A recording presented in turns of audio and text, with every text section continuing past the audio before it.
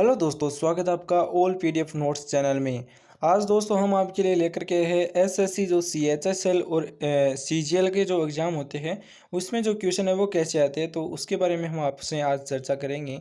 जो पिछले एग्जामों में क्वेश्चन आ चुके हैं वो इतिहास के क्वेश्चन आज हमारे पास है। तो अगले वीडियो में हम कुछ नया लेकर के आएंगे, तो आप चैनल को ज़रूर सब्सक्राइब कर दें और वीडियो को है वो लाइक भी ज़रूर कर दें। आज हम आपको हिस्ट्री के यानी ओनली हिस्ट्री के क्वेश्चन हैं वो भी बताएंगे जो पिछले एग्जामों में आ चुके हैं।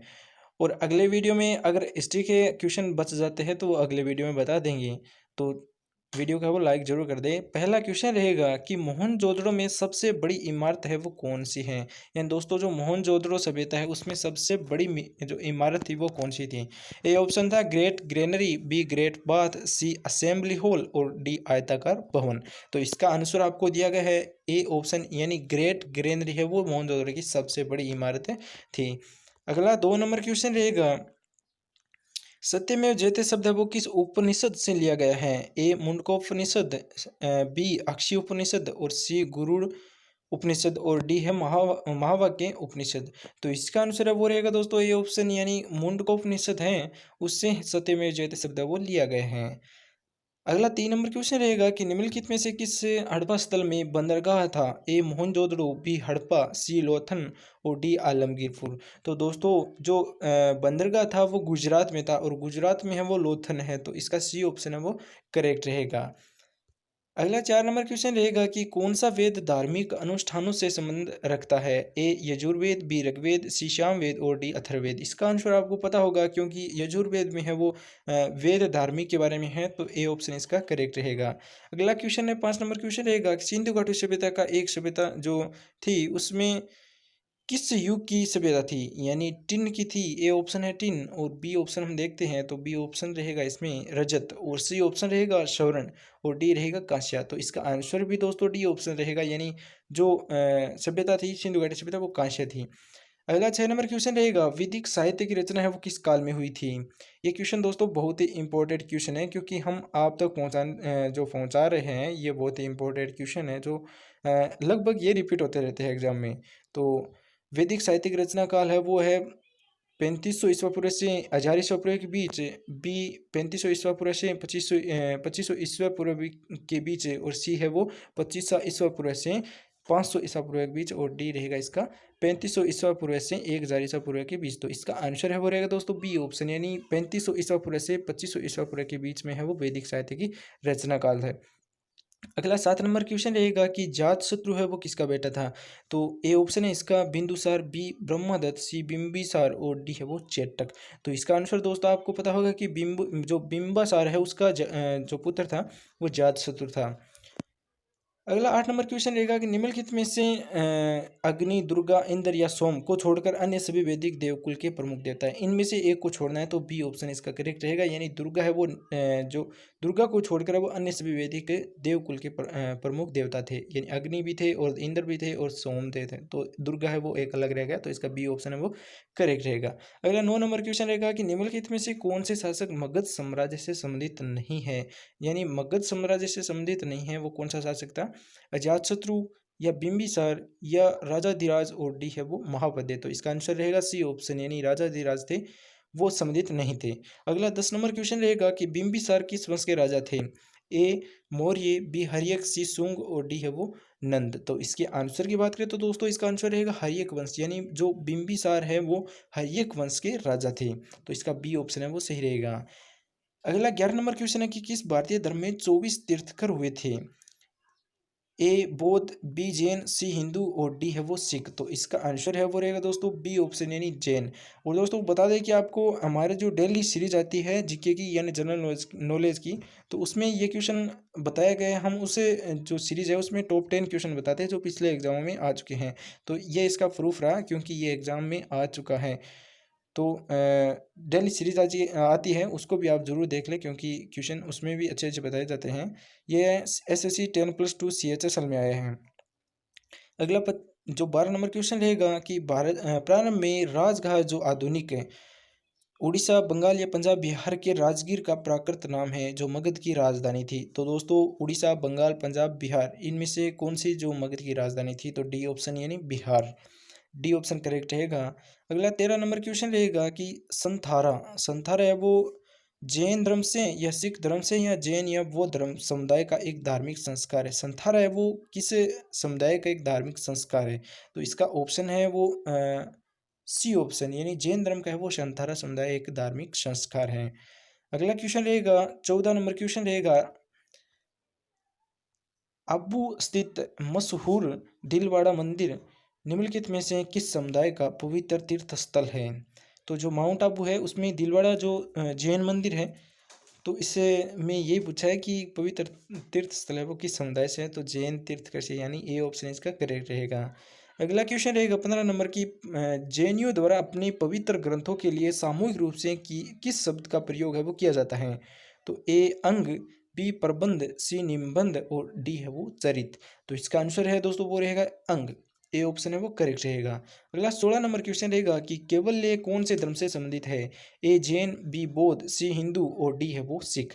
तो इसका आंसर है वो रहेगा दोस्तों ए ऑप्शन, यानी जो केवल्य है वो जैन धर्म से संबंधित है, तो इसका ए ऑप्शन है वो करेक्ट रहेगा। अगला क्वेश्चन है 17 नंबर क्वेश्चन रहेगा कि प्रारंभिक भक्ति आंदोलन में से एक नए नारों के नेतृत्व में हुआ जो एक विष्णु के भक्त है या शिव के भक्त है या सूर्य के भक्त है या ब्रह्मा के भक्त है? तो इसका आंसर रहेगा शिव, यानी जो प्रारंभिक भक्ति आंदोलन में से एक नए नारों के नेतृत्व में हुआ था उसके जो सदस्य थे तो विष्णु के भक्त थे। अगला 18 नंबर क्वेश्चन रहेगा कि रणकपुर में स्थित प्रसिद्ध मंदिर एक पूछा गया है कि जैन से संबंधित है या शिव से या कृष्ण से या राम से? तो इसका आंसर दोस्तों जैन रहेगा, क्योंकि जो रणकपुर पाली में है, राजस्थान में है, तो उसका जो प्रसिद्ध मंदिर है वो एक जैन मंदिर है, तो इसका ए ऑप्शन है वो सही रहेगा। अगला क्वेश्चन है 19 नंबर क्वेश्चन रहेगा कि त्रिपिटक धर्म ग्रंथ का संबंध है वो किस धर्म से है? तो ए जैन धर्म से, बी विष्णु हिंदू से और सी फारसी से और डी है वो बौद्ध से। तो इसका आंसर है वो रहेगा दोस्तों डी ऑप्शन, यानी त्रिपिटक है वो बौद्ध धर्म से संबंधित है। अगला क्वेश्चन रहेगा 20 नंबर क्वेश्चन है कि गौतम बुद्ध का कौन से गणराज्य के थे? यानी शाक्य के थे या शिबी के थे, सौर सेना के थे या सबारा के थे? तो इसका आंसर है वो रहेगा ये ऑप्शन, यानी शाक्य, जो गौतम बुद्ध थे वो शाक्य गणराज्य के थे। अगला क्वेश्चन है कि गौतम बुद्ध की मृत्यु के तत्काल बाद किस बौद्ध परिषद को आयोजित किया गया था? तो ए तीसरी, बी चौथी, सी दूसरी और डी पहली। तो इसका आंसर पहली, यानी डी ऑप्शन इसका करेक्ट रहेगा।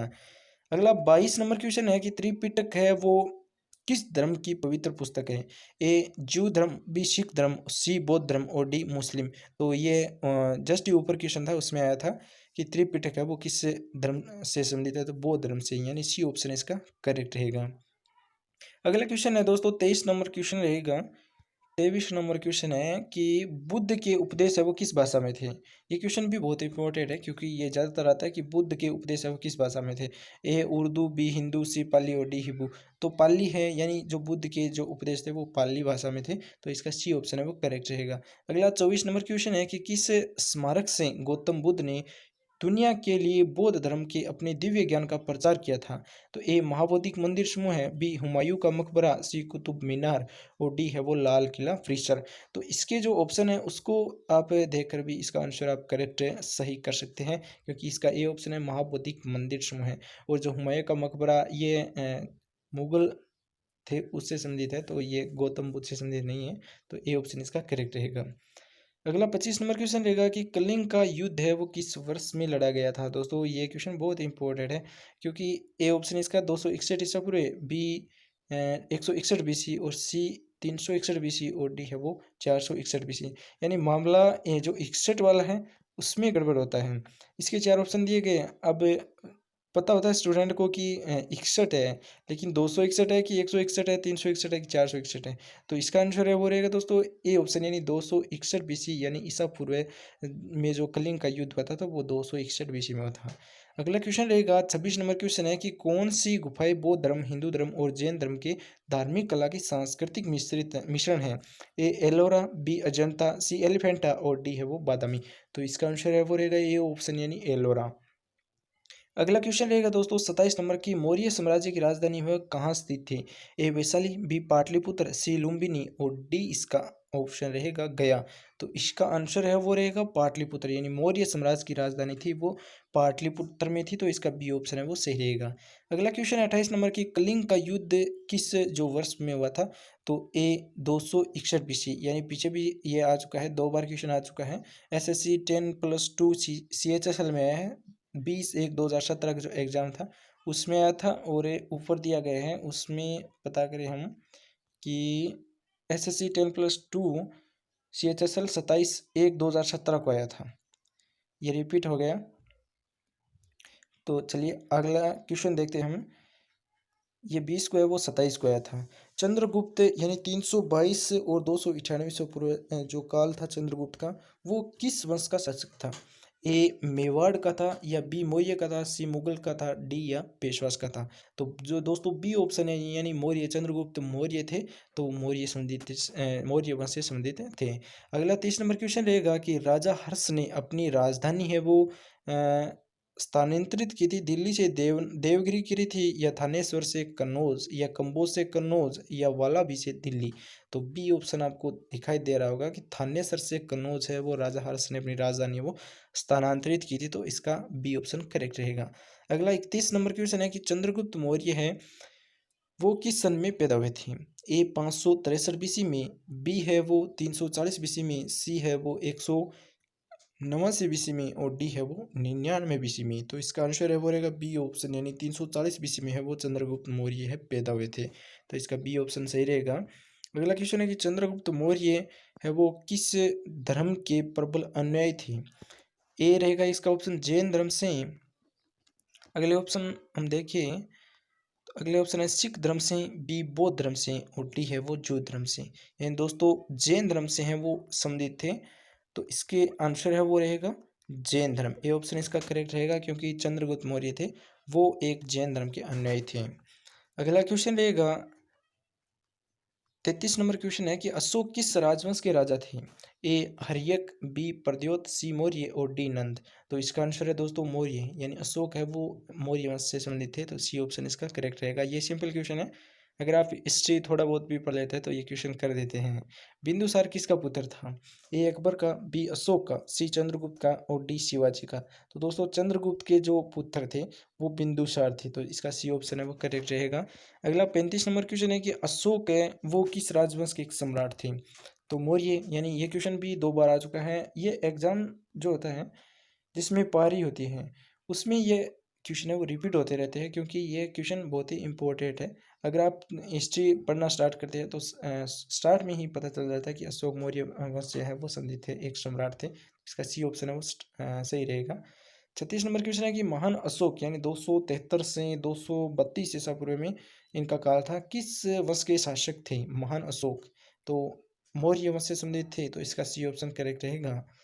अगला है सांची में स्थित बौद्ध स्मारक का निर्माण वो किसने कराया था? ये क्वेश्चन बहुत ही इंपॉर्टेंट है, क्योंकि जो सांची के स्तूप है उसका बौद्ध स्मारक है उसका निर्माण वो किसने कराया था? मौर्य राजवंश ने कराया था, या मुगल राजवंश ने कराया था, या गुप्त राजवंश ने, या चोल राजवंश ने? तो इसका आंसर भी रहेगा ये ऑप्शन, यानी मौर्य राजवंश ने है वो सांची के स्तूप का जो बौद्ध स्मारक है उसका निर्माण कराया था मौर्य राजवंश ने, तो ए ऑप्शन इसका सही रहेगा।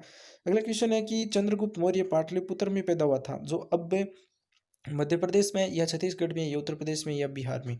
तो बिहार में है वो पाटलिपुत्र है दोस्तों, तो फिलहाल वो बिहार राज्य में। तो यही पूछा है कि चंद्रगुप्त मौर्य पाटलिपुत्र में पैदा हुए थे, वो फिलहाल किस राज्य में है? तो बिहार राज्य में, तो इसका डी ऑप्शन करेक्ट रहेगा। अगला क्वेश्चन है 39 नंबर क्वेश्चन है कि चाणक्य को तेजस्वी या राजशेखर या कौटिल्य या वात्स्यायन नाम से भी जाना जाता है, यानी चाणक्य का उपनाम बताना है। चाणक्य उपनाम आपने पढ़े तो ये क्वेश्चन आप क्लियर कर देते हैं, यानी कौटिल्य के नाम से वो चाणक्य को जाना जाता है, तो इसका सी ऑप्शन करेक्ट रहेगा।